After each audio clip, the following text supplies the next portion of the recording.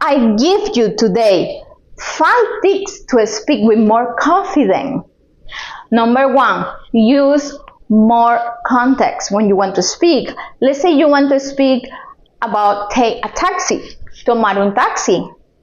And then you can use that kind of context when you speak. Not only the word, use more phrases. Okay? Number 2, image, objects. You can show the objects, you can show the image in your phone if you don't remember the word. Number 3, movements. That we call TPR technique. Because when you learn to move your body, your mind remember better. Number 4, oxygen. A mind relaxing and calm will learn and remember better. And flavor.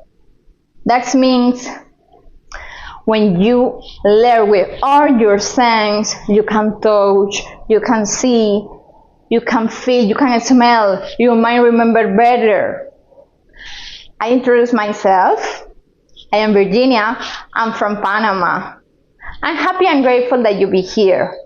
I want to guide you in this amazing journey.